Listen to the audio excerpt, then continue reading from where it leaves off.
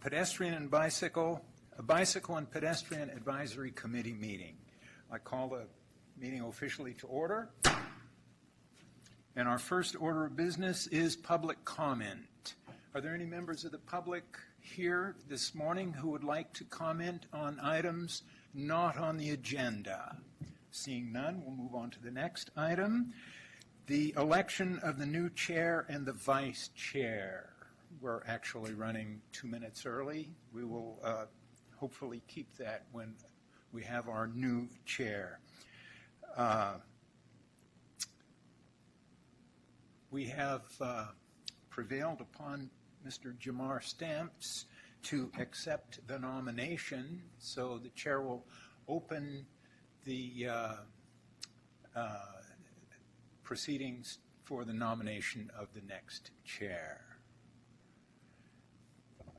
I move that the nominations close with the nomination of Jamar Stamps. Very good, thank you. Do we have a second?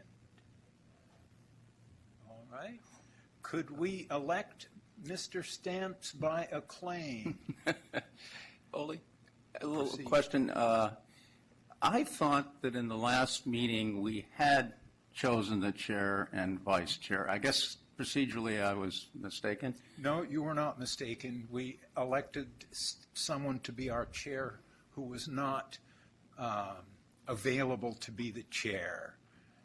John Cunningham is the county's alternate, and to be the chair you have to actually be here, not just in spirit but in actuality. Sure. Okay. All right. So I asked that because I was kind of roped into becoming vice chair. So yeah, we're going to keep you as vice chair, Bill. Darn You it. don't have to worry. Okay. And since we did vote last time on the vice chair, we won't this time. Right. If you'd like to move up and sit at Jamar's left hand. That's quite a while. All right. I'd like to learn from your experience. All right. Thank you. So could we proceed with the voting? All in favor of electing Jamar Stamps, our chair, by acclaim, please say aye. Aye. Very good. Thank you. Mr. Stamps, congratulations and welcome to the chairmanship. Thank you very much.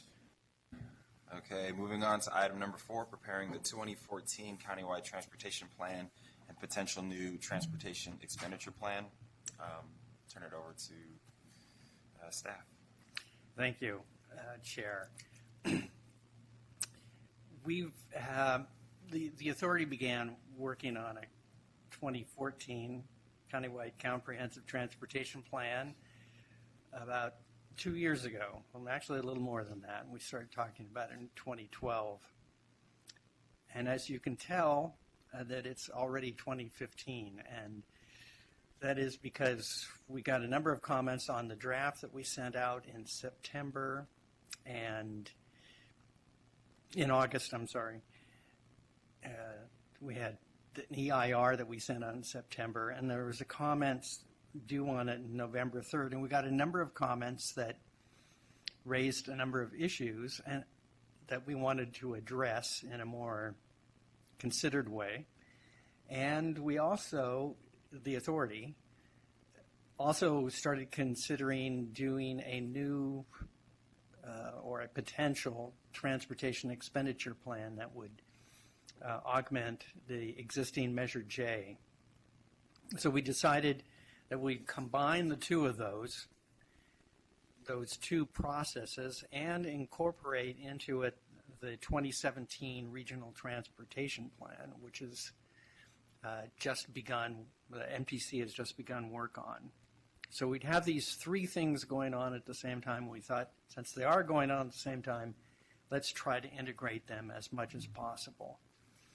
So we're doing a number of things. On page 2 in the staff report, we list that we're going to be getting comments and input from the Regional Transportation Planning Committees. The authority has established an Expenditure Plan Advisory Committee. There's a list of the organizations represented in that, on that committee.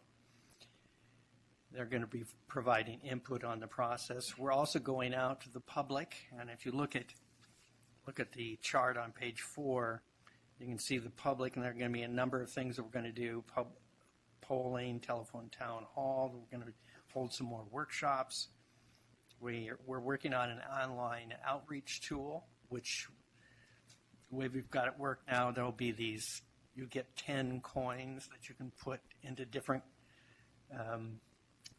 kinds of projects that you find that best meet your priorities for the transportation system. And there are lots and lots of choices on that. And we're still trying to work out some of the bugs on it now. We're also going to get a list of projects that are suggested by the regional transportation planning committees, and we're going to evaluate those projects, the big ones, against some performance measures that MTC established for the 2013 Regional Transportation Plan Bay Area. And we're also going to combine them into different transportation investment options, or TIOs, or I guess it's a Spanish word for uncle, TOs. That's my little joke. No one calls them TOs. I just do. We're going to look at that. We're going to model the impacts of those different options, and we're going to have, as the schedule notes, we're going to have those options identified in September. In November, we're going to have put together, using the information that we get from analyzing those options, a draft expenditure plan. And we're going to add that as an alternative to the draft countywide plan and analyze it in a draft subsequent environmental impact report. And we will release all of that for public review in January of next year. In May, we're going to certify the subsequent EIR. We'll adopt the final CTP and submit a final proposed expenditure plan to jurisdictions for their confirmation. And we have to get a majority of the jurisdictions representing a majority of the incorporated population and the Board of Supervisors to approve the measure if it is to go onto the election in November 2016. I need to note that this is a potential measure. The authority has not made any decision yet, and won't make a decision until it looks at what the options are, what the public thinks about it, whether there seems to be support for going forward.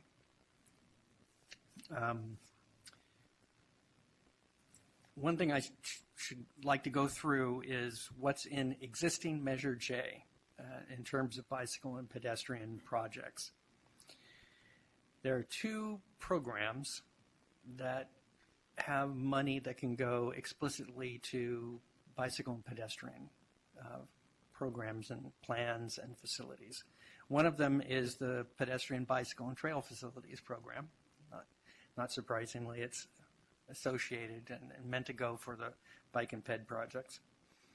It's 1.5% of Measure J revenues. The 1% goes to a competitive program that this committee reviews applications for. The 0.5% goes to the East Bay Regional Park District for maintenance and improvement of paved regional trails. There's also a 5% that goes to the Transportation for Livable Communities program.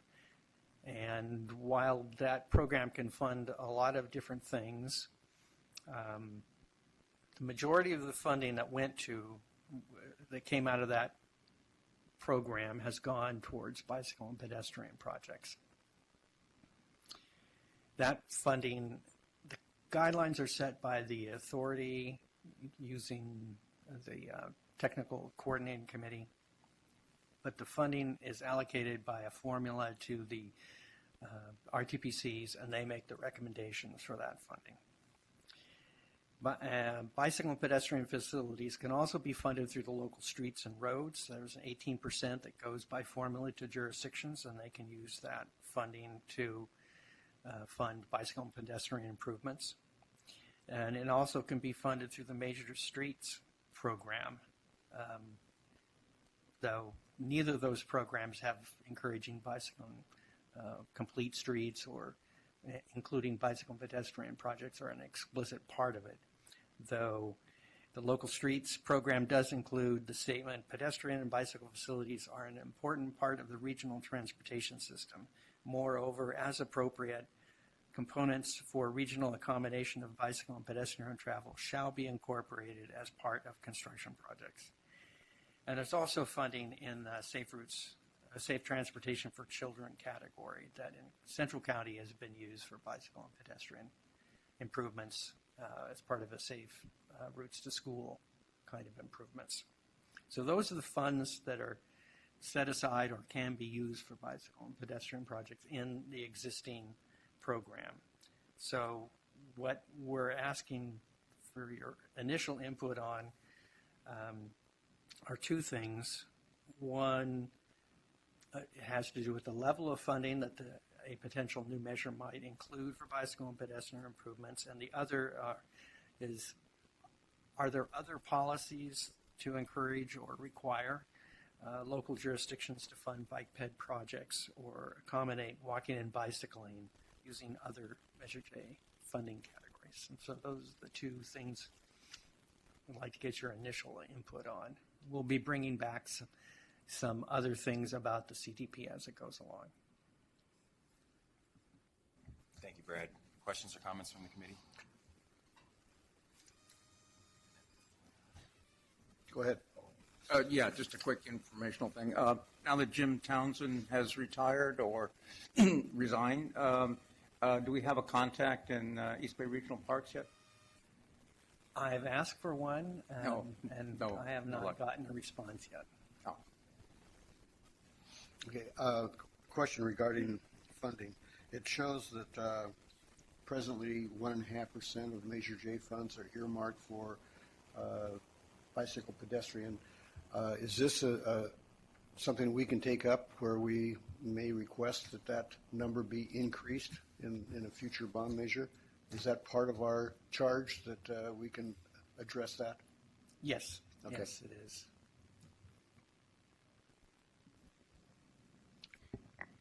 The Alameda Bicycle and Pedestrian Organization was able to squeeze 5% out of their Measure DD, and Bike East Bay, who is part of Alameda and Contra Costa County both, is strongly urging us to go for 5% also. Yeah, I can just add to that for, as you may have heard, Measure BB finally, finally passed in Alameda County. It was brought up originally as Measure B a couple of years ago and failed to get the 2/3 by, 1/10 of 1%. And so we brought out the troops and it passed easily this last time. Bike East Bay intends to bring out the troops, phone banking, door-to-door, whatever it takes to try and get Measure J passed. But we would like a fair chunk, and something like 5% doesn't seem to be asking too much. Or a little bit more would help. Not asking too much, particularly since in 2008 the state of California passed complete streets, and just about any time we adjust the curbs, we have to include bicycle facilities on that street. A question. When was Measure J passed initially? How many years ago? It was passed in 2004, but it didn't take effect until April 1st, 2009, and it will go out to 2034. Okay, because one of the things that among the public is the increased awareness of trails, bicycles, and how they contribute to overall amenities of a community. So I think there's a case that we can make, I think, very strongly, and we should proceed with that as one of our primary objectives of this whole plan. Should be primary.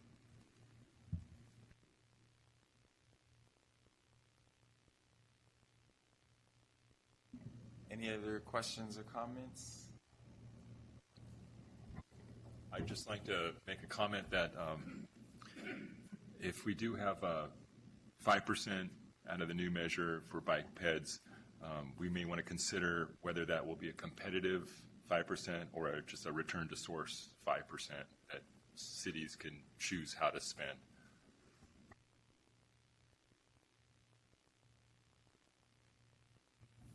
Can you explain that a little bit more detail, how that would work? Well, again, right now it's the PBTF is competitive. We all turn in applications, and the money goes to the most worthy projects. Right, that's the way we've been doing it. The other option is to just simply dole out the money to the jurisdictions, and with a caveat, you have to spend it on certain projects, or narrow it as far as what you have to spend it on. Again, that's up for discussion, I guess, is what requirements you put on the money. Let me add a few things to that. I mean, Paul raises a really interesting issue with whether it is return to source or not. There's also the issue of whether the other return to source should have some link to complete streets, because the RTPCs, I didn't mention what the RTPCs are suggesting, but the RTPCs are tending to suggest that the 18% that's not in Measure J for return to source, it's not strictly return to source, but let's just call it return to source for ease of discussing it, that amount, that percentage be increased to 28 to 30%. And there's a question, since as someone pointed out, the Complete Streets Act was passed, and if there should be some kind of connection to the locals' complete streets components in their plans. I know that WCTAC has suggested that of the 28% that they're recommending for the return to source, that 15% of that, I'm not sure if it's 15 of the 30, 28, like about half, or whether it's 15 times 28%, or 15% of 28%. But anyway, that's a little twist they have to work out. But they're suggesting that 15% of the 28% has to go for bike ped programs, and of that, an initial percentage has to go to PDAs. So that's one approach that the authority could take in drafting a new measure. So, and there are other, like I mentioned in the quoting from the existing measure, that statement that moreover, as appropriate, components for routine accommodations shall be incorporated as part of construction projects. So that's a kind of a contradictory statement. It's a little ambiguous when you say shall as appropriate. But that does suggest that the measure could have some requirement to link expenditures, local streets expenditures, to implementing the local jurisdiction's complete streets policies. I would actually, I don't know what's magical about the 5%. I don't know if that's just an arbitrary number that is being tossed around or for consideration. I actually like the approach of that you had mentioned. WCTAC was maybe considering. I know Transpac also had some pretty significant discussions about increasing the return to source monies. And part of that's just because local jurisdictions have a hard enough time maintaining existing facilities. We can't, hard enough time maintaining the roadways with the 18% that are currently out there. And as part of that, what would be a great opportunity, since Complete Streets was adopted following Measure J adoption and the Measure J expenditure plan, is to, if it is increased upwards of 30%, to now increase or make some sort of component where complete streets for bike and ped are included as part of that, which means we wouldn't only be getting just, you wouldn't be limiting it to like a 5% of the entire measure, but you would have up to 30% of a total improvement, which includes everything from roadway maintenance, obviously for vehicles, but then you could also become more comprehensive with a complete street project. Because one of the things that I think we realized, at least through our last couple rounds of pedestrian, bikes, and trails facilities monies, along with the TLC monies that we have, are that those projects are very specific only toward bike and ped, and that's great, but most of the infrastructure improvements that local jurisdictions are making don't just stop there. If they're going to re-slurry roads or they're going to make roadway enhancements, it would include a bike and ped component. But this limited pot of money, even at 2% or 1.5 or 5%, wouldn't cover, and based on the staggered nature of the call for projects, you may have you may be doing a roadway project that could qualify for bike and ped, but you don't have enough money to be able to completely rebuild those facilities like you would want. And so I would recommend that not necessarily that we assign a number or limit it to 5% if there's any ability to actually capture more money to be able to contribute toward bike and ped projects. I think that would be a recommendation that I would have. Next. Oh, you first. Okay. I think Jeremy has a great idea, but we have to come down strongly saying that if we don't nail down 1.5 or 2 or 5%, then every time there's a grind and overlay, we have to say, all right, number one, we get 2 traffic lanes, 1 in each direction on the particular street. Number 2, we get 2 sidewalks, 1 on each side. Number 3, we get 2 bike lanes, 1 on each side. Then whatever space is left over in the right-of-way can be allocated to whatever is the most heavily amount of use by the particular mode of traffic. If we put that caveat on Jeremy's suggestion of let's just throw all the money in and say complete streets follow the rules, that would be great. That would mean a lot of bike lanes would get made, but that would also mean, given the space between the curb faces, a lot of automobile lanes would be eliminated or severely adjusted. I'd like to add to that, not being involved in city or county governments and things and all of the bureaucratic legalese and everything else. I think we might be able to address it with 3 words: no less than X percentage. And that way it might cover it, and it can be more than that and fill in some of those things. And sometimes just a couple of words will open the door to allow flexibility rather than specifics. I'll just, the only other thing that I'll add is that, there's a lot of indirect benefits, even when you have the 18% return to source. That would be for a roadway, for a vehicular project to benefit cars. There's a lot of implications and resultant benefits for the bikes or the peds if they're doing traffic calming or anything like that. So even though it's not specifically going to be a bike ped project that would qualify under the current Measure J expenditure plan, it could be something that could have a residual benefit down the road if there was that approach where we could cast the net a little bit wider to include some of these things that previously weren't contemplated when the original expenditure plan was adopted. So I like the idea. I don't want to, my only hesitancy would be I don't want to assume, I don't want to certainly, do anything that's going to be a negative detriment to any of the travel modes, because that's not the intent of Complete Street. It's really to accommodate all travel modes, and if we can craft that in a way that ensures that bikes and peds are funded or considered as part of these larger projects, I think that really gets at the spirit, at least from where I would be sitting.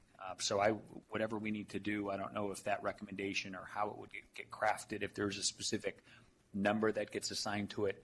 But I think, at least from what I'm hearing, is that if we could get more, that's great, but we certainly, I think we want to make sure that in all projects you have consideration and incorporation of bike ped facilities where you can.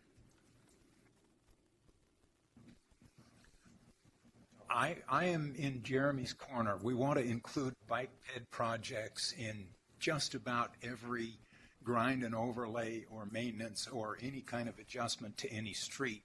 And I would say that if we want to keep the same number of traffic lanes but have to narrow them because we want to throw in a bike lane also, we say if we have to narrow the traffic lane by 15%, then we could also narrow the bike lane by 50%.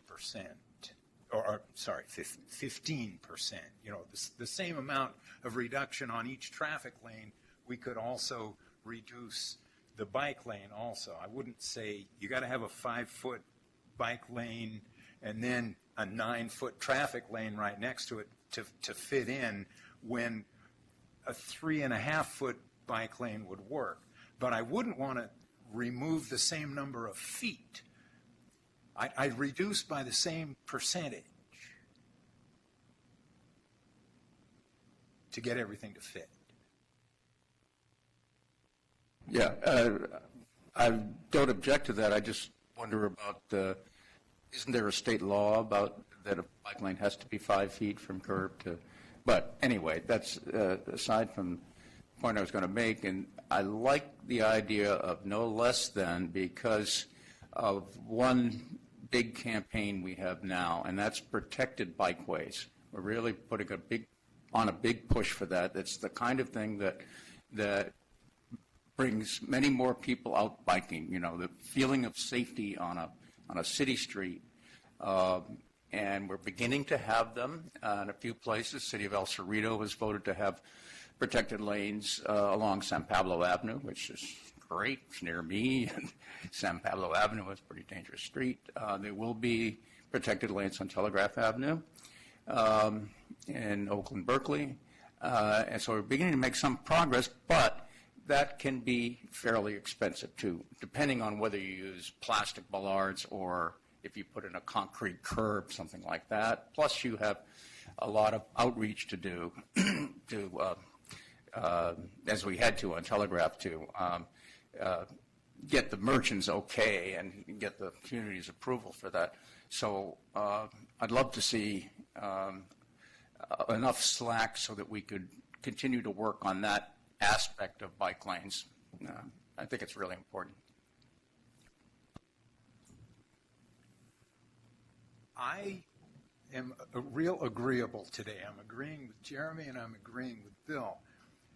But it seems to me the bike ped plan wants to line out these type 4 bike lanes onto certain streets so we don't spend a lot of money and reduce a lot of automobile traffic lanes on every arterial, right? We don't need a protected bike lane on every arterial street, but I want a little something on every arterial street. Could I ask a question? When you say requiring having bike lanes, sidewalks on every street, do you mean every street, or do you mean arterials and collector streets?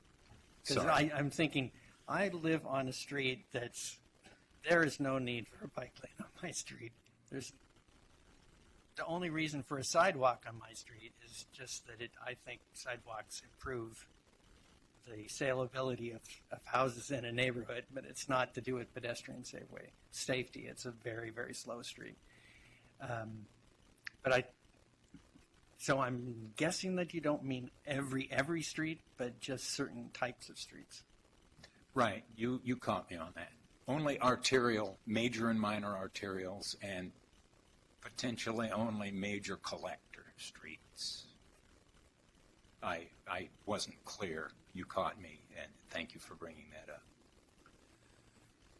So, Brad, as a point of clarification, will the Will the advisory committee be able to review the draft TEP when it's in its more complete form? It looks like the way that the schedule is currently being proposed, the Countywide Transportation Plan as well as the Transportation Expenditure Plan is currently, obviously the CTP is, the draft is done for the most part.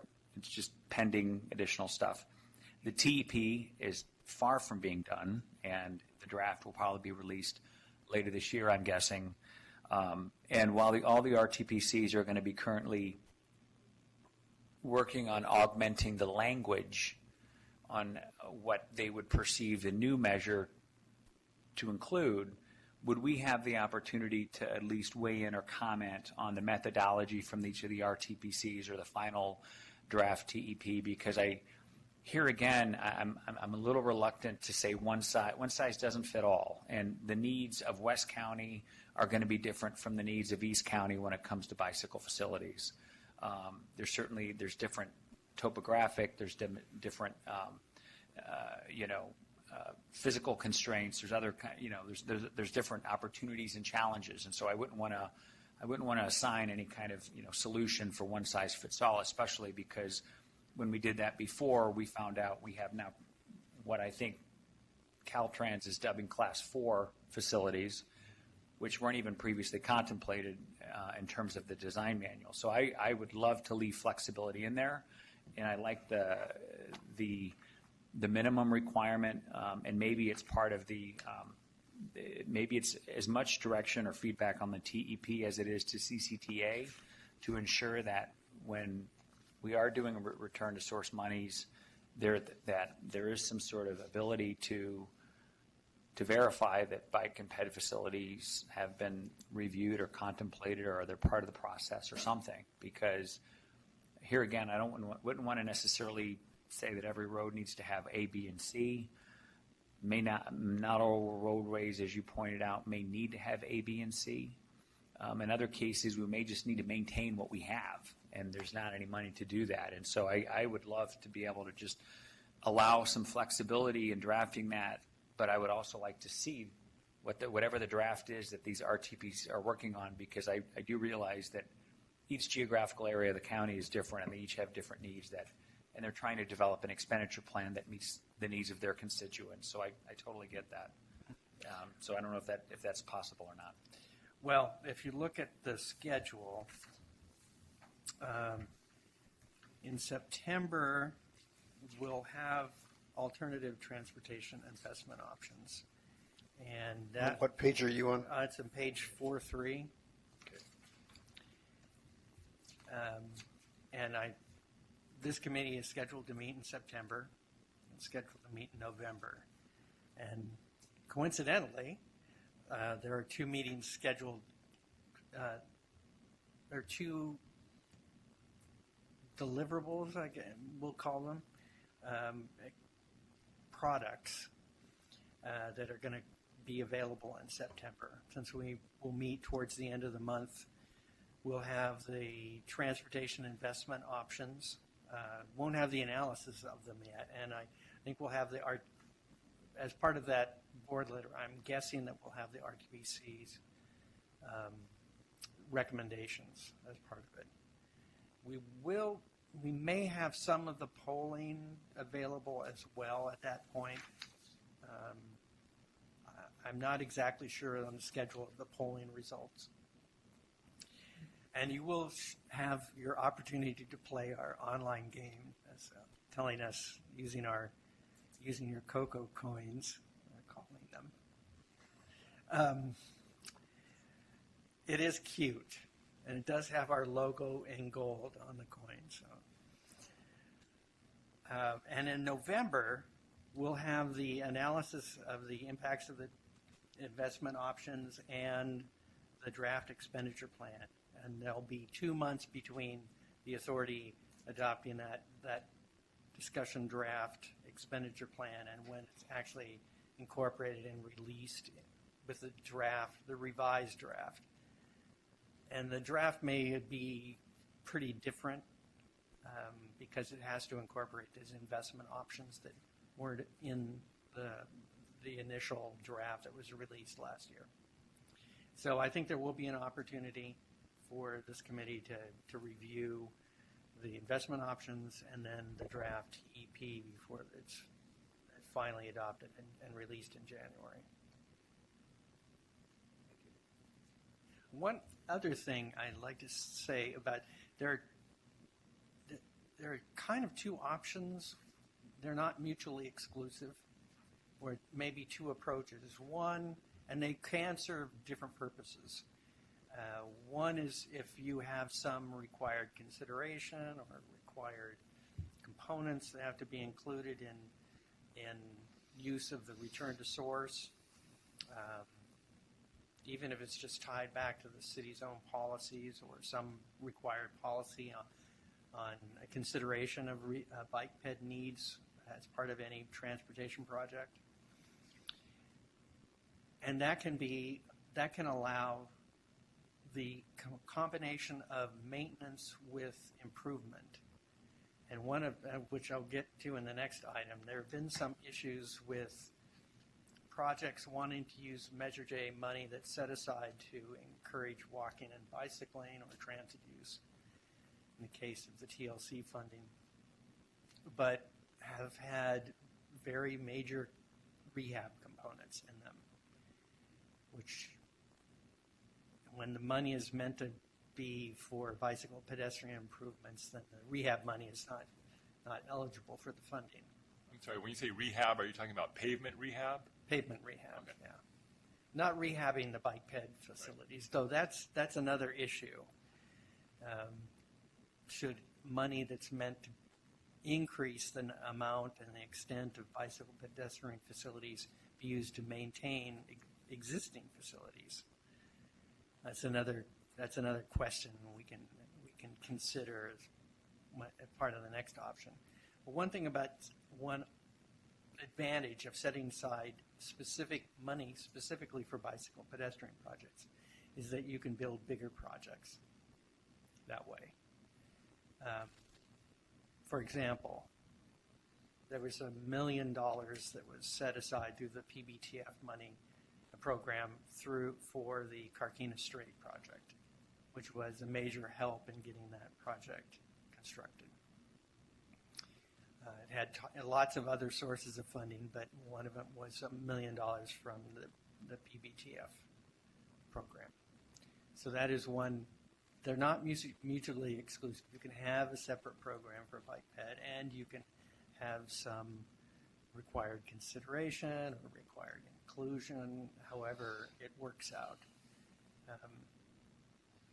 Anyway, that's my observation about that.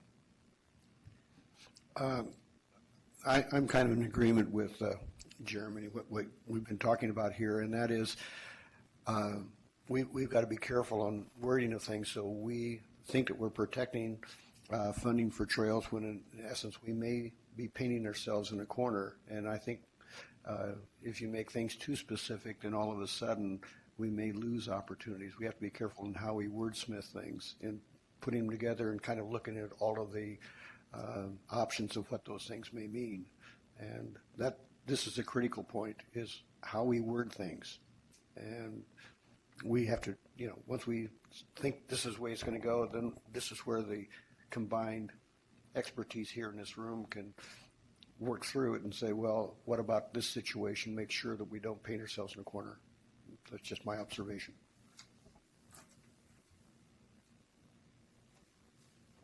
Ready? My understanding is this advisory committee, we can recommend pretty much open to anything we want to recommend.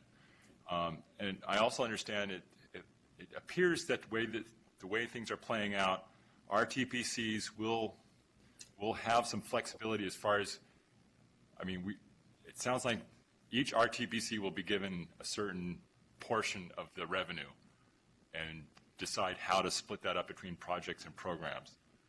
If that's the case, I would think maybe this committee would recommend a certain percentage be carved out of this measure and reserved specifically for ped bike projects and on a competitive basis, and then as well as recommend that all the RTPCs return to source have a certain component that is required to spend on ped bike projects. That way it gives the city that flexibility. That's it. I have to agree with John and Paul's follow-up on that. We love the East Bay Regional Park District, and we don't want to strangle them because they've built all the easy trails. Now the expensive ones are remaining to be built to connect the ones that already exist.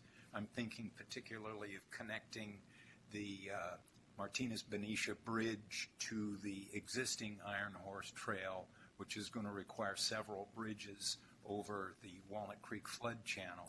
And I'm thinking also of the segment of Pacheco Boulevard under the railroad tracks there from Arthur Boulevard to, say, Blum Road, which is going to need some significant work. There is funding for that last one. Okay. The county and Martinez are working on a project to straighten out that little zigzag, underneath the railroad tracks, and it will have room for a bike lane. Okay. That one's good. That one is good. That was perhaps a poor illustration of funding that's going to be expensive that we need to get together. But so I have to agree with John and Paul and Jeremy. We want our existing arterial streets, when they get grind and overlay maintained, to include something for bicycles.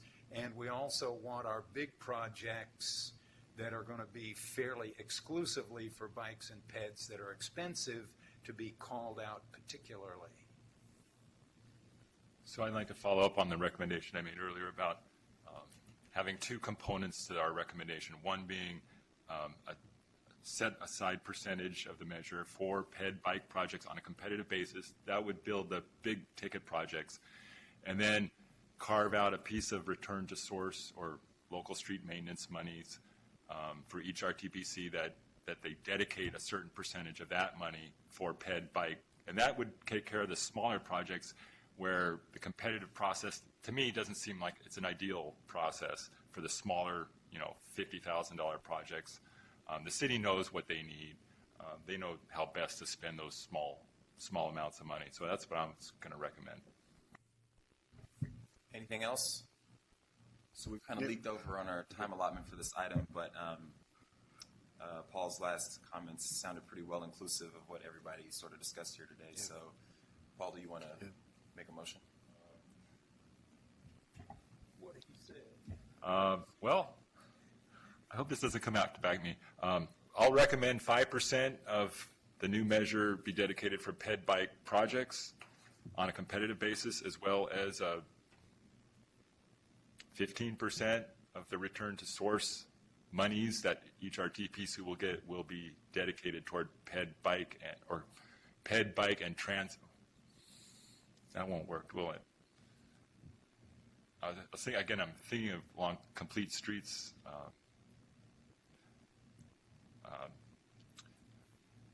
Because a lot of times I'm just wondering, what do we want to, this is ped bike, so 15% for pedestrian and bicycle improvements of the local street return to source money, if that made sense.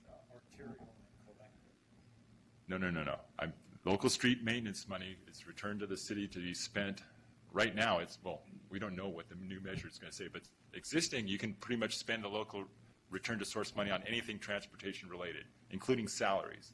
So we were going to put a caveat on that, on the new measures, the return to source money, that has to be spent, at least 15% of that has to be spent on bike ped improvements or maintenance. It's a start. I'll second that with the caveat that we add not less than 5%. Good with that? Okay. So there is a motion and a second. Let's put it to a vote. So all those in favor of the motion on the floor, please signify by saying aye. Aye. Any opposed? Questions? Motion passes. Brad, is that good? Yeah. I have a question of staff. Measure J, what was the total amount of Measure J, and how much will be the total amount that will be looked at, or has that number even been determined as yet for the new measure? In terms of amount of, in Total, dollars? yeah, total amount. It's 2.2 billion over 25 years is what the estimate is, or 2.3 billion. I've heard both. I think we're going to settle on 2.3. That'll be the total amount for that would be generated. And the amount, if you set aside 5% of that, that's A lot of money? over 25 years, yeah. And how much was the Measure J? Well, it was estimated originally at 2 billion, but immediately after it kicked in, we had what is known as the Great Recession, and we adjusted our expected revenue down to 1.5 billion. But now it's gone up to 1.6 something. And what is the term on Measure J? 25 years from 2009 or 2034. So this Measure J would be in addition to the new measure, whatever passes, Yeah. and they would overlap, so there'd be Yes. concurrent? It'd be concurrent. So we're pretty close to noon. Brad, do you think we can scoot through the next item before we break, or should we go ahead and? Yeah, I think so. Okay. So item 5, next call for projects for Measure J, Pedestrian Bicycle Trail Facilities Program. Yeah, I just wanted to get us thinking about the next one. We delayed the call for projects because we were having some delays in delivery of both TLC and PBTF funded projects. Some projects have gone forward swimmingly, but on average it's about 18 to 24 month delay, which is pretty substantial. We're also getting ready to do the call for projects for OBAG 2. So we're thinking it would be good to try to coordinate the calls for projects for the TLC and PBTF funding and the OBAG funding at the same time. Just to make it easier on staff and to try to maybe work out some way to get some synergy so that maybe we could use measured money for the local match that will be required for OBAG and get some bigger projects out of it. Last time, the projects had to be in the countywide plan or on their facility maps. The PED projects had to be in priority locations, downtowns, routes to transit. Could fund all phases of the project from design through construction. There's a question of whether we want to fund just design, which we did last time. The minimum request was $50,000 and the maximum was $2.5 million, was half of what was available. The smallest project was in Pittsburgh, $52,000, and the largest was the Carquina Strait, the $1 million. Projects that only fund the program could only fund projects directly serve bikes and PEDs. It couldn't be used for planning, operations, or maintenance. And I've mentioned the program, the TLC program as well. It's similar. It funded 27 projects. Only 2 of them were not bike PED projects. And there were 15.7 million allocated for the last call for project for TLC. So there are some questions about whether the criteria were relevant. Did they lead to the best projects being selected? Are there other kinds of projects that would be better, that would better meet the intent of the project? There's a list of the projects that we're funding, an attachment B, one of which dropped out because it got funding elsewhere. But that money is still available for funding. It didn't go away. Richmond Transit Village, Orinda Wayfinding, also lighting. It has a lighting component. The Carquinez Strait project and Martinez to Crockett. Downtown pedestrian connections and bike storage in Walnut Creek, Creekside Trail, Gap closure in Hercules. That one should be built in the next year or so. Frontage Road, Frankat, they're starting design on that. Bailey Road, that should be done pretty soon, isn't it? Do you know, Jamar? That's the design project. It's actually sort of a PSR. And the Orinda Crossroads project, they're working on the design for that right now. So those are the projects that were funded. Were they too small? Should we have a bigger minimum size? Should we have a bigger maximum size? Could one project get the whole thing? Right now, it looks like if we do through 2019, then we'll have about $3.6 million to allocate. We could go out to 2022, then we'd have about $6.7 million to allocate. That's the same time period that the OBAG funds are going to be. So if we're coordinating, maybe we want to do that longer time period. Allow bigger projects on the one hand, but it also reduce some of our flexibility because you're allocating money for over a long period of time. You don't know what's going to happen in the next 5 years. So those are some of the issues. Before I start working on it, I want to see if you have any comments about the project we funded before, whether we should do the longer time period, other things that I mentioned. Thank you, Brad. Questions, comments from the committee? A comment from this individual on the committee, and that is Attachment A, criteria for project selection. Could we add in a component of transit accessibility? I'm thinking particularly of the McCullamy Aqueduct Trail Bridge over the Highway 4. It's not the 4 bypass anymore, it's Highway 4. I want to see that bridge built. I know that certain individuals have philosophical problems with spending our money on Highway 4 bypass authorities mandated project, but I would like our criteria for selection to be such that we get beyond this infighting and get that bridge built. Please.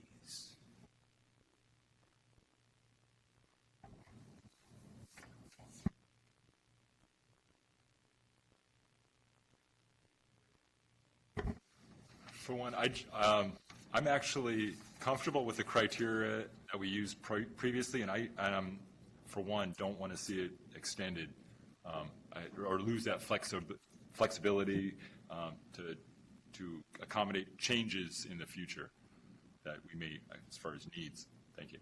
Do you want to stick with the 2019 to do a shorter time period?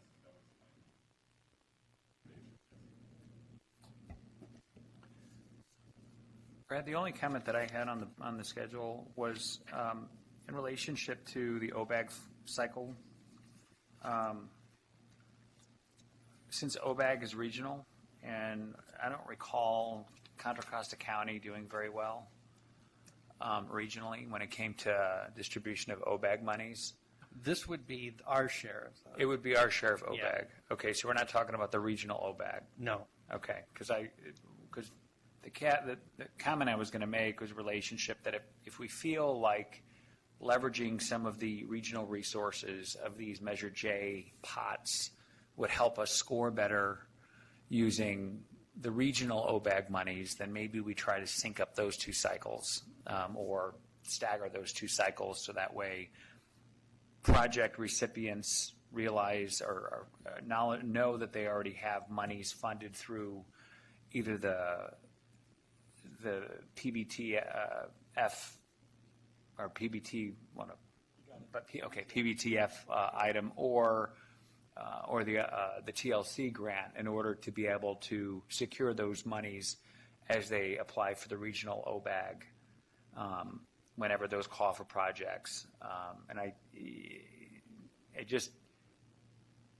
It's important when we're looking at where additional monies are coming from, and a lot of the cities are, they're going to be looking for Measure J allocation to help supplement all these additional projects, but many cities are still scrambling to fund other things. And so it'd be great if somehow there was that ability to secure that and put us in a more competitive advantage regionally. Do you have any thoughts on that, or is that possible? Or Well, I'm trying to remember exactly what's going to be in OBAG 2. It's going to be a little different than OBAG, the first OBAG.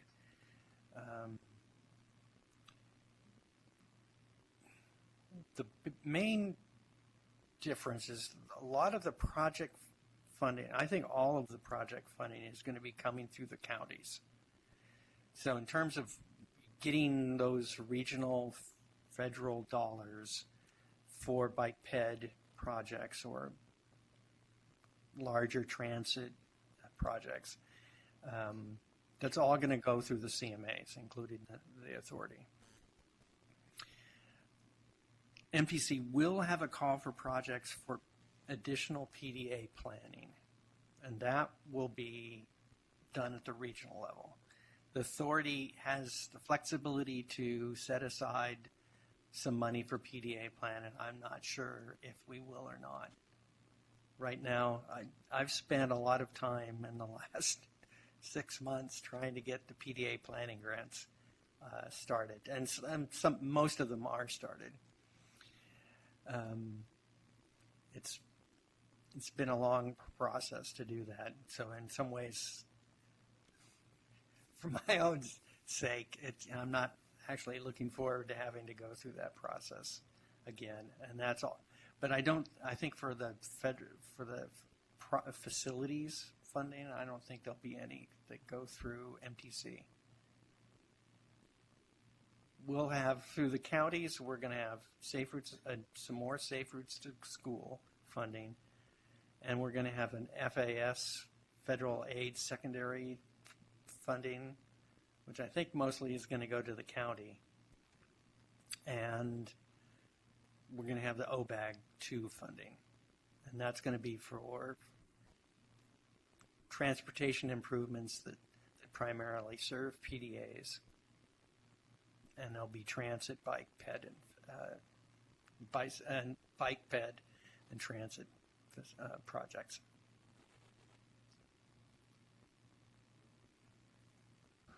I'm just wondering, if we did a call for project for the PBTF that go out to 2022, got more money that we can program, would we be able to determine those projects or choose those projects before the call for the OBAG in order to leverage those funds? Again, Jeremy brought up a good point. It'd be nice if we could have leveraged funds for OBAG. That always helps competitively. Well, that would be great. I'm trying to figure out a way to do that. And one way to do it is if you do the calls for project at the same time. And that way, someone could say, I'm applying for the OBAG funds, but I'd like to use measure money as the local match, and that's the way to do it. But then, how do you score the OBAG when you're not even sure that applicant is going to have that PBTF matching fund? If they're going to rely on that PB. Well, we would be doing both the calls for projects, and that's... So the scoring committee would have to decide both funding pots at the same time? Yes, they would have... I got it. going to be a little tricky, but I mean, it would be a way to get some leveraging, yes. This is a slight change of subject, but getting back to attachment A, criteria for project selection, I'd like to see a component thrown in there of helping bicyclists and pedestrian cross barricades. I'm thinking of Willow Pass Road in Concord where it crosses the Walnut Creek flood channel and also crosses under I-680. Both of those are very problematic crossings.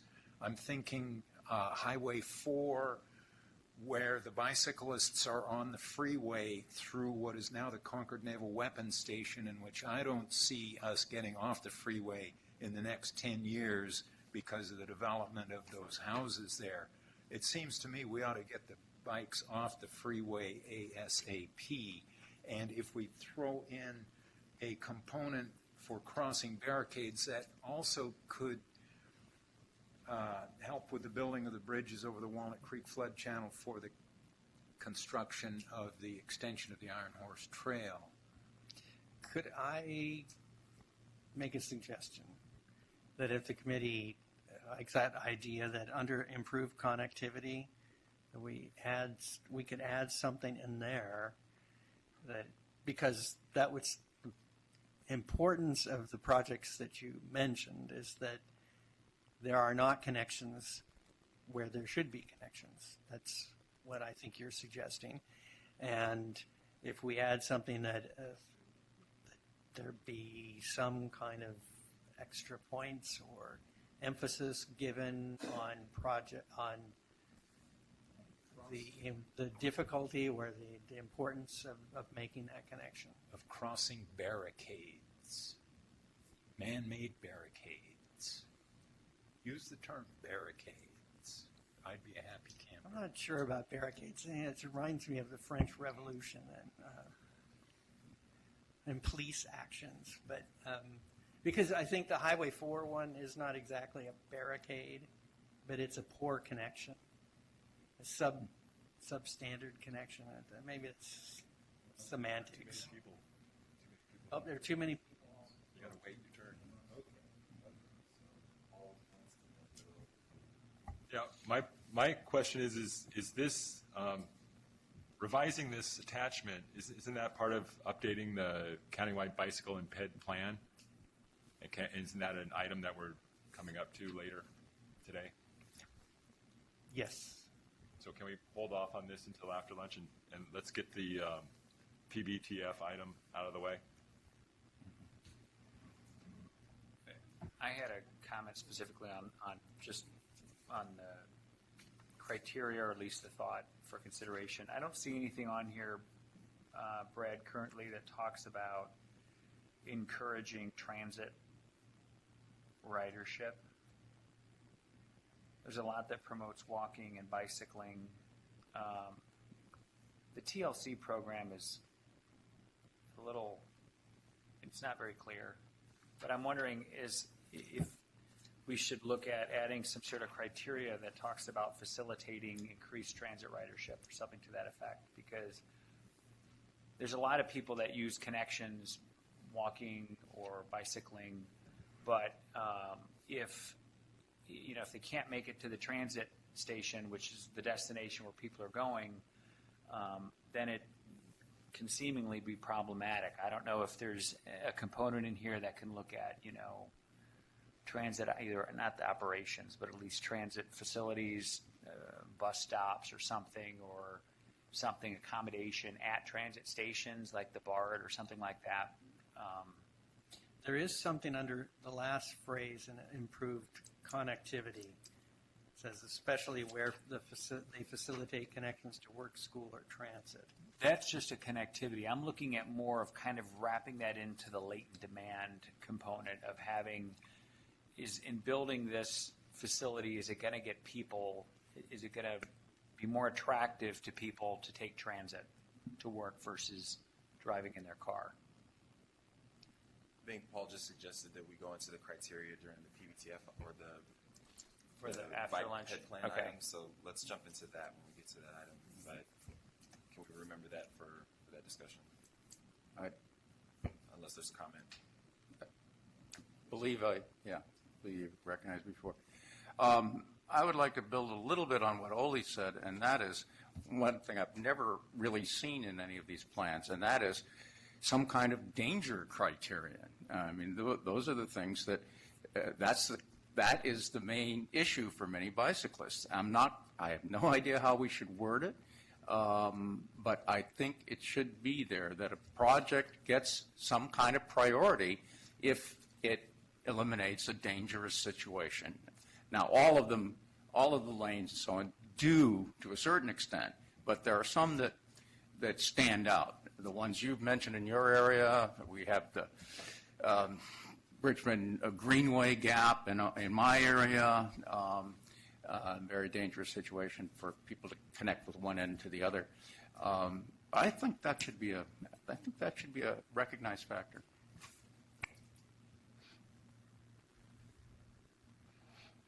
Yeah, I just have one comment. It has nothing to do with what we're talking about here. It's just kind of a housekeeping thing. And has to do with the agenda when you send out. What would be helpful, I have difficulty finding notes from the previous meeting. If we had minutes or whatever it is, a recap of our previous meeting attached to this so we can kind of see where we were. It's been a while since we've had a meeting, and that would be helpful for me anyway. I don't know about other people in the committee. But just make that as an additional attachment. That's all. So if there's nothing else on this item, I would suggest that we carry over the discussion about the criteria, more specifically regarding increasing transit ridership and the dangers of our facilities, into the Countywide Bike Ped Plan item. Unless there's burning discussion on it right now, we can take that into the next item. Is that okay, Brad? It's okay with me. All right. Anything else on item number 5, PBTF program? When is the call for projects supposed to be? Well, it'd be at, it depends on what direction we get from MTC. They're supposed to have a call for projects due or ready in January Okay. or December. Because we want it to coincide with the OBAG call. Right. TLC. All right. Okay. So we'll wrap that up, and then we'll recess briefly for lunch and return. When should we return, Brad? All right, 15 minutes. So 12:30 we'll reconvene.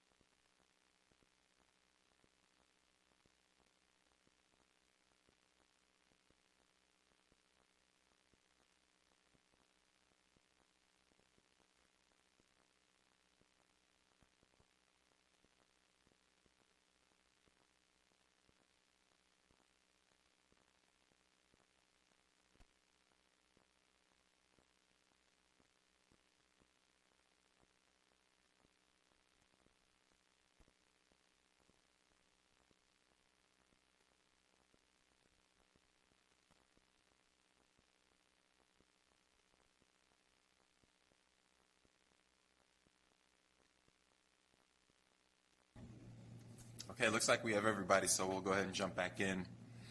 Item number 6, updating the countywide bicycle and pedestrian plan. Brad? Yes, thank you. The authorities budgeted some funding this year, $150,000 for the update of the countywide bicycle and pedestrian plan. And that's just for this fiscal year. We're thinking the budget will actually be larger than that and would continue into fiscal year 2017. The authority adopted its first plan in 2003, did an update in 2009. I am in the process of taking your comments from the last meeting. Now that I think I've got some other things that have been distracting set. Dave has given me some edits to the facilities map that I have to finish making. I would like to talk to the committee a bit about, before putting together a scope, which we will bring back to you before sending out, get some initial ideas on what the next plan should cover. The last one included 9 chapters: introduction, existing conditions, relationship to other plans, goals and policies, pedestrian facilities, bike facilities, support programs, other tools, implementation, and then it had a number of appendices. Some of the components are required if you want to have your plan be eligible for bicycle transportation account funding.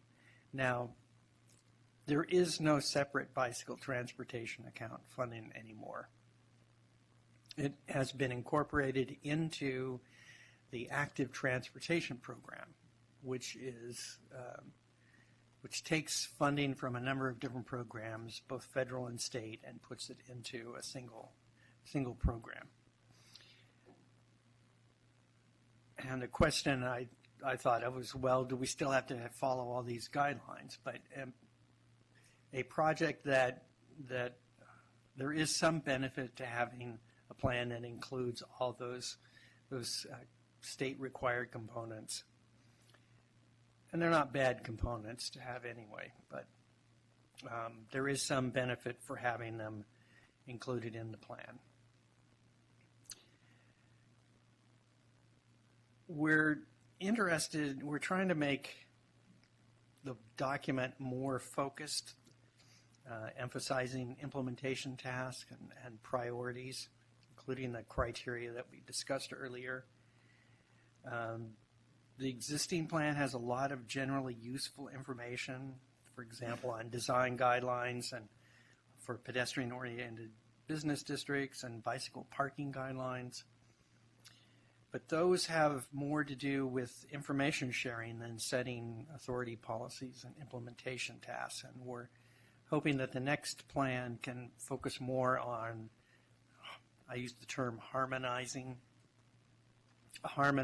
local plans with each other and with observed and potential bicycle pedestrian demand.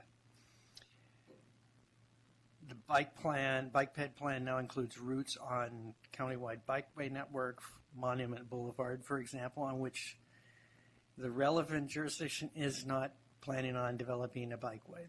Who knows, that might change. The city is in the midst of preparing a bicycle and pedestrian and safe routes to transit plan.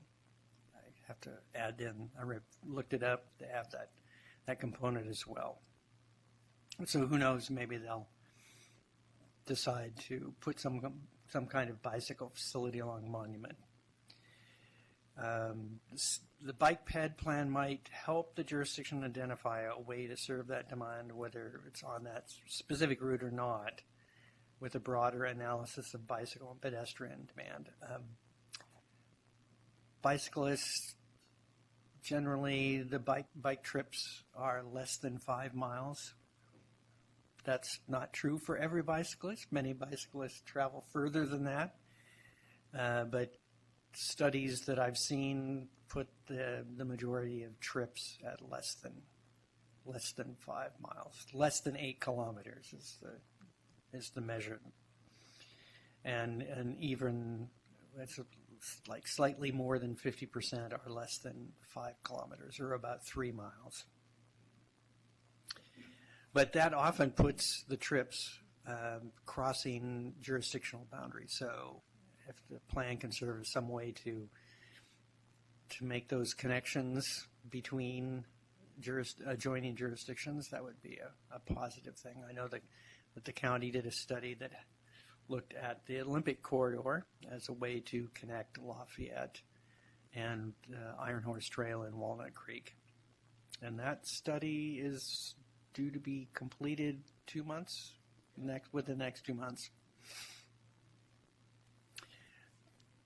And then another thing we might consider is maybe even splitting it into 2 separate plans, one that looks at pedestrian issues and another that looks at bicycle issues.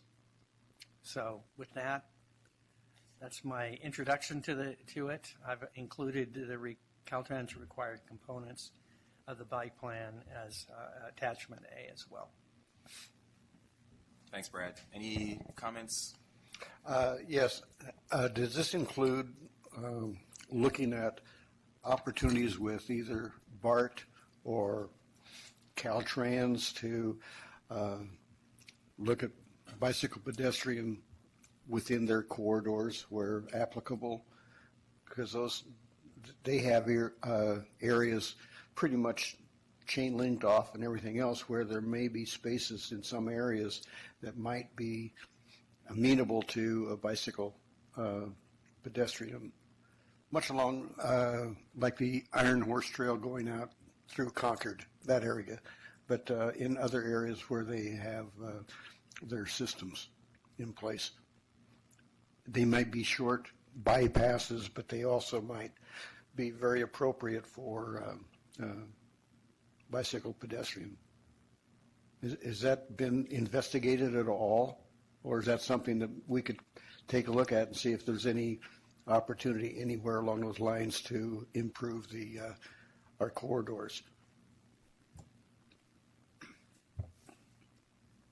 The authority doesn't generally build things, though, or we definitely don't keep them if we do build them. And we often build on what local jurisdictions are doing, and that is an issue. I can think of a project that's within a BART corridor that would connect right over here. That's a controversial issue that jurisdictions have looked at.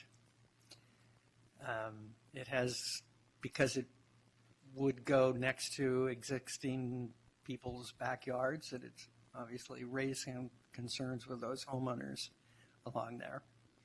And since it would be between those steep concrete walls of the Walnut Creek channel and people's backyards, it's got some limited space as well, issues as well. But that is something that we could look at. We normally, though, focus on trying to get some kind of overall system and try to make sure that they're linked so that a bicyclist. Interestingly, one of the things we learned from the initial polling we did on the Countywide Transportation Plan is that voters, for the most part, don't care about cities. They don't care what city they're in. They go from where they live to where they work or where they shop. And if they live in Pittsburgh and they work in Oakland and they shop in Walnut Creek, they just want their trip, however they take it, to be seamless. And that applies to people who drive as much as it applies to people who bicycle or people who walk to transit or to wherever.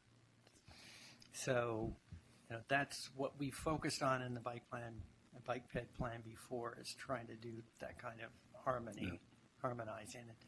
And perhaps we could do more outreach to the jurisdictions as part of this process to try to get those linkages. And I think one of the places we may have missed the boat then years ago is when BART was looking to extend their lines in different directions and not encourage them or have them put in a component that would provide for bicycle pedestrian. And that's an opportunity missed possibly, whether it went down through San Jose or through East County.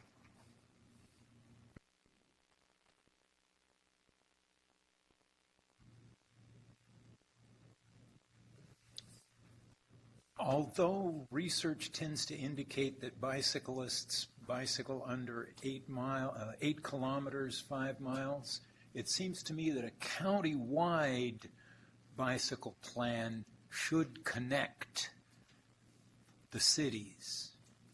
Assuming that the city has a bike plan, one city, and the next city has a bike plan, it's up to the county-wide bike plan to make sure the bicyclist can go, even though it's longer than research indicates the average commuter commutes, between the two. Well, I would say that 5 miles for me is from here to my house. And I go through 2, and depending on my route, I could go through 3, 4, if I count the county, separate jurisdictions. So that's exactly your point, I think. Mm-hmm. I rode my bicycle from Pittsburgh to this meeting, and I went over Willow Pass and along the freeway and through Concord and the county and Pleasant Hill and to here. And I would like, if not that route, a route similar to that between all the cities, so that the bicyclist could comfortably, should he or she desire, ride. Yeah, it just occurred to me that most cities, when they're developing their bicycle ped plans, are naturally focused on their streets and not necessarily how they connect with the town that's next to them. Richmond and San Pablo is a good example. We passed a bike ped plan a couple of years ago, and I know some people in San Pablo, and I believe they're working on one. And we've talked informally about this road connecting with that road, but maybe we should encourage a little more strongly that when a city is considering either updating or creating a bike ped plan, that they spend some time talking with the jurisdiction next door, and and eliminating, making connections before it becomes very difficult to make or expensive to make those connections.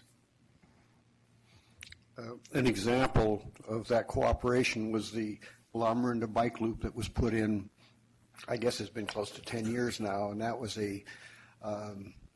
where the park department, city council sat down and worked through the whole process so that they did interconnect all 3 communities, and it was a good project when they ended up. But you have to work together with the adjoining communities, and that's where your park transportation departments need to talk to each other. Right. So you formally set up a meeting between representatives of the various jurisdictions. We had regular meetings. Mm-hmm. Sounds good. I would recommend, Brad, in terms of getting back to your question of what should be on there in terms of chapters, I'd like to see something on there. We have bicycle demand forecasting, pedestrian demand analysis, some sort of latent demand, so that way we can anticipate as we're getting into the safe routes to school, even the senior population, as that demographic is getting larger. I think we need to be more sensitive, and we need to specifically identify the needs of those of certain, and maybe it's demographics, in the plan. Maybe that's as it relates to the users, and maybe it's part of the support programs. But I think having a demand analysis in there for pedestrians is going to be equally important as we're trying to build out facilities around schools throughout the county, as we're trying to encourage people to walk to different shopping destinations or whatever. The other thing that I think would be really good and important for cities to have is some sort of, I thought we talked about this before, about a kind of a grab bag or a toolbox of measurable objectives, so that way we actually have an opportunity to go back and find out, well, how many did we actually build out? Have we succeeded in meeting our goal of increasing bicycle pedestrian users to give up their vehicle? That's it. So those two areas as I would be looking at in terms of like I would look at the chapters to maybe expand to include a more heavy pedestrian component. I also think transit needs to be included in here somewhere. You're only going to bike so far and you're only going to walk so far, but ultimately if you have to go to San Francisco, you're not going to bike there, and you're not going to walk there. So you have to assume that people that live in the county are going to be using transit, but what they need to get to are the transit stations. And so maybe there's a component in here that identifies, and maybe it's part of the bike and ped, but identifies, the transit stations or highlights where all the transit stations are throughout the county. And really, because I think that's going to be important when we get into the criteria sections here. We talk about safety, range and number of users. I have to confess, though, I'm a little uncertain as to the range and number of users. It seems like most people, we have shoppers in here. We have bicycle commuters. I mean, there's pedestrians. I mean, we're almost all pedestrians. We're almost all shoppers. At least I'm a shopper. And it seems to me that some of the criteria that we use could be skewed more specific. And I don't know if it needs to be age demographic sensitive. I mean, obviously, different demographics have different needs, and the expectations for those users also need to be different. I mean, we can't expect a child is going to ride their bike to their school or walk to school if it's 2 miles away. But there could be other things specifically around schools or safe routes to transit that could really be beneficial. And so, and to that degree, I think once we've identified where the bicycle demand is throughout the county and where the pedestrian demand is throughout the county, I think it would be great as a method of scoring criteria to help gauge future grant applications. If jurisdictions are actually proposing to build out a facility that's in one of these demand areas, that they should be highly scored, or they should rank higher than other locations, because to me that is identifying and addressing the need that has already been identified in an adopted plan. So I would like to see something expanded to include, like I said, the PED component here. And anything that we can do to get people out of their cars, maybe in terms of the criteria for project selection in the bike ped plan. Maybe there's a kind of going back into the previous item that we talked about before lunch. Maybe there's a criteria, about complete streets component. Is this making this facility a complete street by approving this project? Is it we currently, there's some components in here that don't fund maintenance. You brought up a great example. There's the connection that we talked about right down the road here. It failed to get local support because of maintenance. There was money to build the facility on the BART tracks, and that was connecting to the Pleasant Hill station, but one jurisdiction would have been left paying for ongoing maintenance costs, including police patrol and safety issues, for something that would have, at the time, was a very significant contribution of anywhere between $10,000, $15,000 to $25,000 per year. And so, ongoing maintenance costs, while it's currently not included as part of something that would be eligible, I think when it's a new project and it would be at least covering a portion of the maintenance, I think having things like that be eligible, I think you're going to see a different response from jurisdictions that currently are having a hard enough time trying to maintain what's currently out there, more or less build new facilities. And the question is, well, how are we going to maintain a new facility when we can't even maintain our current facility? So those are kind of a bunch of comments, kind of ranging the gamut, but I kind of wrote down a few things from item 5 on the agenda, which was really dealing with the priority criteria. But then I also, as we're talking about the PED and bike plan update, what are some potential new things that could be identified? Maybe a map that shows transit stops, pedestrian demand, and some sort of grab bag for measurable objectives, I think would be great to have in there. Yeah, I have more in the way of questions and comments. Fair and Peers did their transportation study, I guess, 7-8 years ago.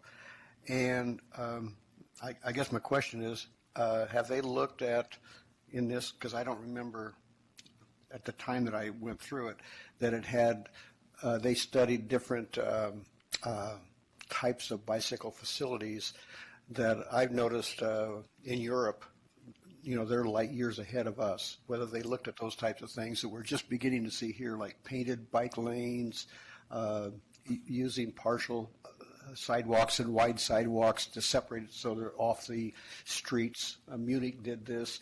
Some of these different places, whether or not they've actually studied that, and if not, in some type of a study could be looked at to give our jurisdictions a different look at how they may address some of the existing problems we have that we might think it's thinking outside the box, but Europe is light years ahead of us in bicycle pedestrian transportation.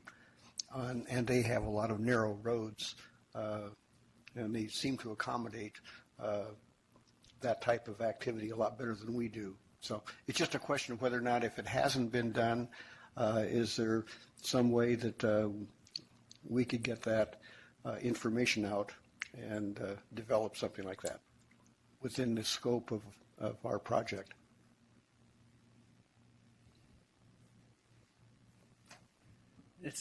It's pretty specific sort of thing. The authority has supported, say, green bicycle lanes. In fact, we have these tech presentations, and one of them was on the kind of paint that one would use. It was focused especially on bicycle green bike lane paint, Which has been used for years in Europe. Yeah. Well, and it's used quite a bit here. It wasn't, I mean, you've mentioned something that's a very specific technique. But there's the question of whether you should, and this is something when I looked at the plan a couple weeks ago, I noticed there was all this stuff about things one could do and links to information on paint or different kinds of standards, or, like I mentioned, bicycle parking guidelines, which is all really important information, but it's somewhat distracting from the purpose of the plan, which is to set priorities for what the authority should do. And Jerry mentioned some other things, identify issue areas that are important for us to deal with, high demand areas and that sort of thing. I think it might, that kind of,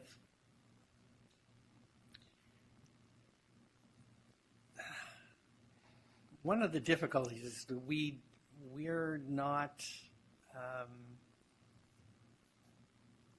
really set up to be really specific about things, because for the most part we don't build things. We give money out to other people. But we have to decide where we put that money. And but shouldn't it also be our responsibility to help agencies and jurisdictions to have a resource, whether it be links that they can go to get information? Because all these different jurisdictions, it really is dependent upon them what they know or don't know, and if they don't know where to go to find this stuff, it would be nice to have a resource that we wouldn't be paying for, but it would be a resource they could go in and click onto links to give them ideas and some input. I think that's part of our responsibility. If it's not, it probably should be, and at very little expense to our jurisdiction. We wouldn't be telling them what to do, but we would say, these are places you can go to get information about how you might be able to be more effective in utilization of funds. And in the long run, it would help us. Well, I don't disagree. I think having that as a separate thing, the separate document, would be useful. It's not. It's information. It's like a library. It's like a resource, but it's not directive. It doesn't tell the authority, well, you're faced with this decision. How do you decide? And in fact, as part of the technical update, there will be that kind of set of information, links to other more detailed information. Then shouldn't we be in a position to recommend to the Transportation Authority, since that's what we do, we make recommendations that they consider that option and let them make that decision. But we should at least let them know how we think about it and pass it on to them. Maybe they haven't thought about it. And that way they can become more effective in making more informed decisions. That would be, I think this is something that is a responsibility to us to at least pass along this information, even though it may not be the specific charge that we have. They want to know. Yeah, I'd like to speak to that a little bit. Document, fine, or links that we can send people are fine. A lot of that information is known out there. If you've worked on any bike ped plan, involved in that with any city, you have the connections usually, and especially if you've employed Fair and Pierce. The critical thing is getting the green lanes you're talking about, called buffered bike lanes, getting that buffered bike lane in, getting the funds for doing it, and so on. A lot of times, in a lot of cases, you know about them, and it's just a question of bringing it about. And if you want to contact Bike East Bay, it should be a link in there. We're well familiar with the kinds of projects that we really feel that are really vital, like that, like protected bike lanes, like buffered bike lanes, et cetera. And we have a lot of information about that sort of thing, so include us in the link. But sorry. Yeah. Well. Anyway. Brad, I had another thought as you're looking at this. Maybe as part of the existing conditions report for the updated map, to show where existing deficiencies lie within the network. I mean, we talked about a couple of things like Olympic Corridor. That's a regional, Lafayette Moraga and the Ironhorse Trail are regional trails. Obviously, the Olympic Corridor is important as a connector.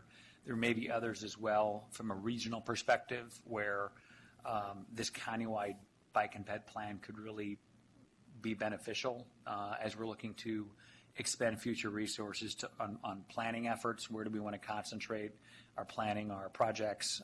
It's really to kind of close some of these regional gaps to get people from A to B. The other thing I was wondering is we don't, whether it's bike facilities or support programs, we don't talk about technology a whole lot. Been kind of a advocate for bike share. I just got back from New York and it was great. Nobody steals a bike share bike because you won't steal it. Number one, because they're clunky, and who would want that when you could have something else? But aside from that, I think they're very beneficial. And I actually rode bike share all around Central Park, and I thought it was great. And I'm wondering if, is kind of what filters in from this when we get into bicycle demand and we get into pedestrian demand and we look at where transit stations are, if from a countywide perspective, there's some sort of analysis for where, more of a guide, not obviously, CCTA is not going to build it, but as a guide for local jurisdictions that, when bike share comes out here, and it will because it's already in Oakland, it's already going to Berkeley, where could we strategically, where would be the best places to be able to locate these kind of facilities? They may be in the Iron Horse Trail.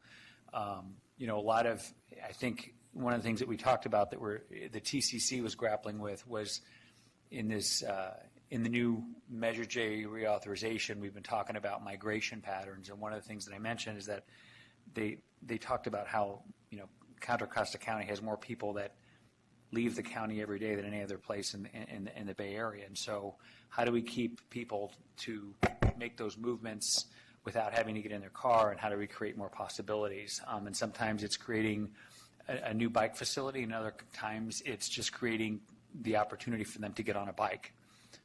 You may have the Iron Horse Trail, which links up the two, but if you don't have a bike or you don't have the opportunity, you may not think of that. So I don't know if you have any thoughts on that in terms of a regional perspective, on a countywide perspective, if either the bicycle demand or the pedestrian demand could somehow lead to those kind of opportunities that you would see CCTA having a role that could help us more regionally be competitive. But just something that kind of popped into my head, because here too, I see that as being kind of an interconnected type thing. I mean, you don't stop riding your bike at the city limit any more than you're going to, as you indicated, you want to go from point A to point B, and you don't care how many destinations you go through. But depending on who's actually maintaining your facilities or who's building out your facilities, you could have a really nice or a really bad experience. And so that may be an opportunity for us to maybe pan out a little bit and not get down into the details here, which I don't think is really the purpose of this plan. It's really to provide guidance in a regional perspective. I think that may be an opportunity. Any other questions, comments, discussion? Yes. So I agree with Jeremy about closing gaps region-wide, being that we're one county. That seems to me to be a focus we should have, connectivity.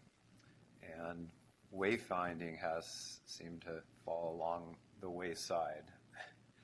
But I consistently see people in biking places they've never been, and they don't know their orientation as far as getting to their destination. So that's something that could be in the plan. And there's nothing that gets my goat more than seeing a really nice bike rack put in incorrectly to where it's useless. Let's put it really close to this wall so no one trips on it. So I don't know what can be done about that. I don't know if the manufacturers put instructions with the racks when they send them out, but the people putting them in don't seem to have read them.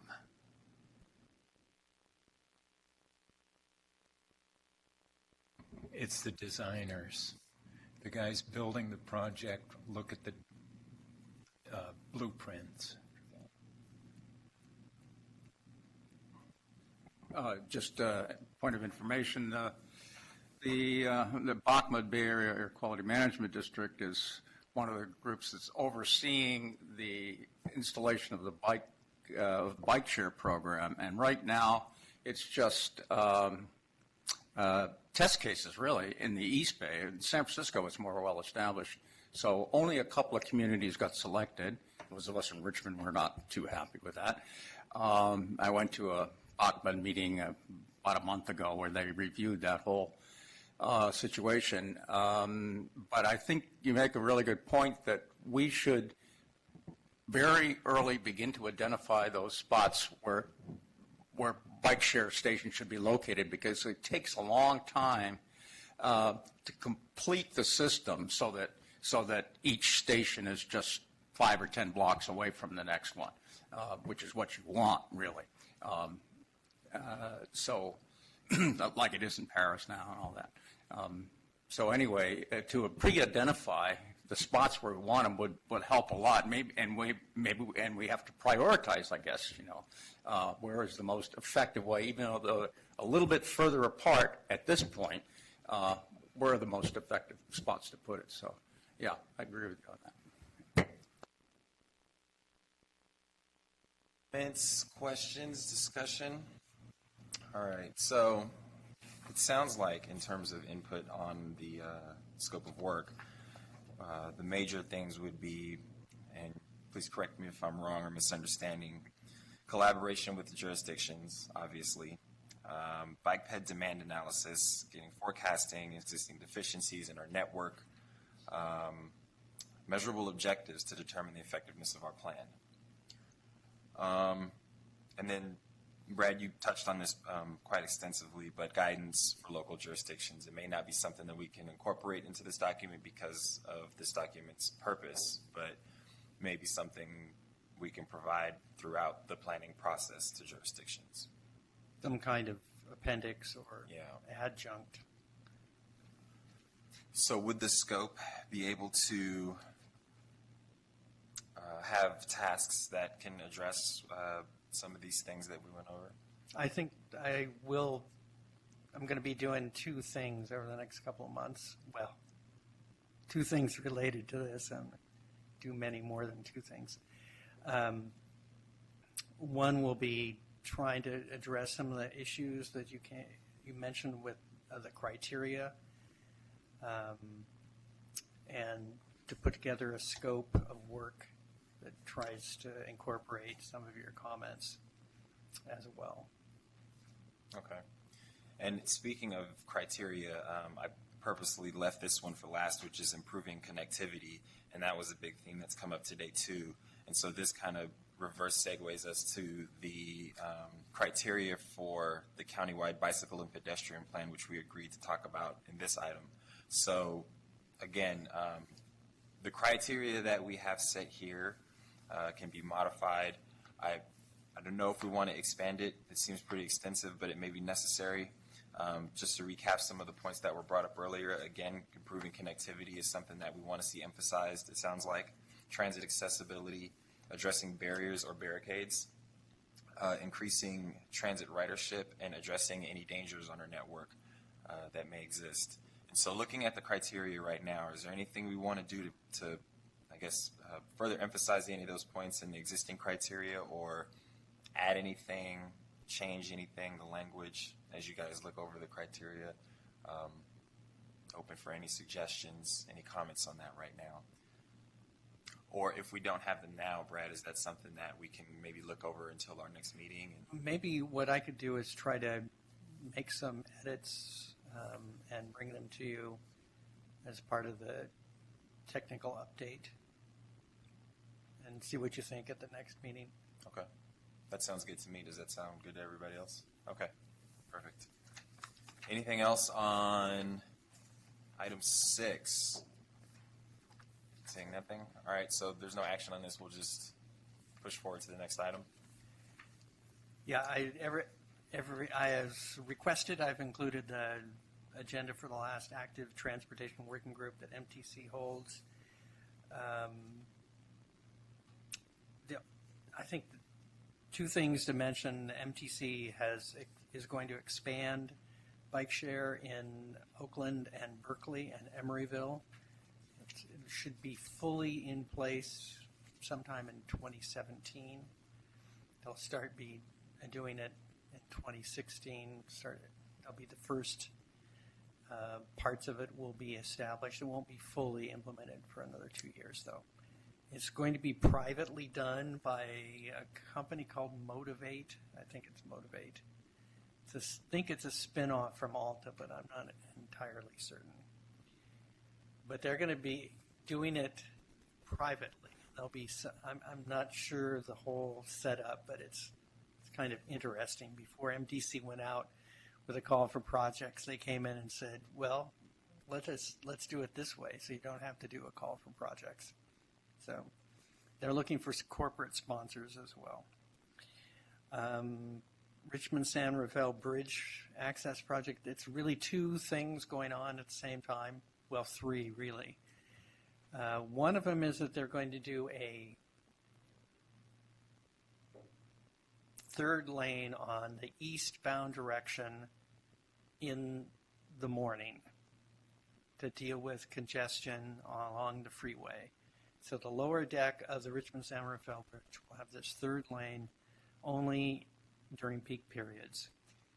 As part of that, they're going to be building a protected, separate Class 1 bike facility on the north side of the freeway, two-way Class 1 facility that will go from where the bike trail or the trail comes up onto the freeway near Marine Drive or Avenue, I can't remember, and to Western Avenue, which will take you to Point Malati. The third part is I think it's an 8-foot two-way bike ped facility on the upper deck of the Richmond San Rafael Bridge. The first and the third are both pilot projects, so they can, after a 4-year period, be removed. Either the peak period third lane on the lower deck and the two-way bike ped facility on the upper deck. So they're going to be setting up some objectives to see whether the facilities meet those objectives, and if they don't, then they'll take one or both of them out. So those are the two main things I wanted to share with you. What's the calendar on that projected? I've forgotten it.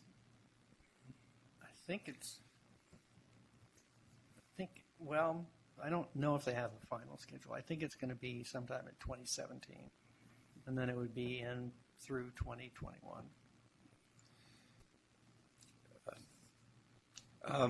I understood that Caltrans actually proposed this. Is that correct? I was involved, that blows me away. I was involved in lobbying for a lane on the bridge, for a pilot project for a lane on the bridge 5 or 6 years ago. And we got to the stage of coming before the BCDC, which seemed very amenable to the project. But right at the end, the Caltrans guy got up and said, well, we have some safety concerns. And they eventually decided to take no action, which is the same thing as killing the project. So at that point, we needed a pilot project to show that it was safe enough to have a pilot project to show that it was safe enough to have a lane on the bridge. And so it was in total limbo. And I'm totally shocked that Caltrans, of all people, brought this up again. I have no idea what happened, change of administration or something, but happy to hear it and hear about it. And is there funding in place? Do we know? I don't know if the funding's in place, but there is approval to go forward, and they're in the process of designing the projects. And I'm not sure that it would be fair to characterize it as something that Caltrans brought forward.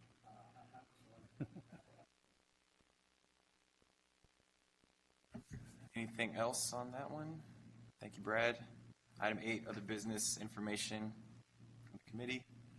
One thing I'd like to mention is if you are a bicyclist or a pedestrian in Concord or use Concord streets, there's a public workshop on July 30th at what's it called? It's up around Alberta and Clayton. I've forgotten the name of the facility, but it's on the City of Concord's website. So, Great, thank you. Oh, and I forgot to hand these out, but one of our big events this year, Pedal Fest, is this coming Saturday. I'll give you some of our filthy literature.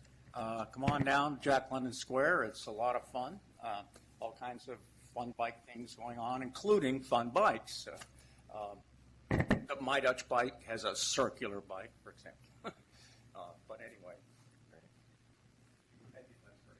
Excellent. Thank you. All right, anything else? If nothing, we will go ahead and adjourn. Thank you.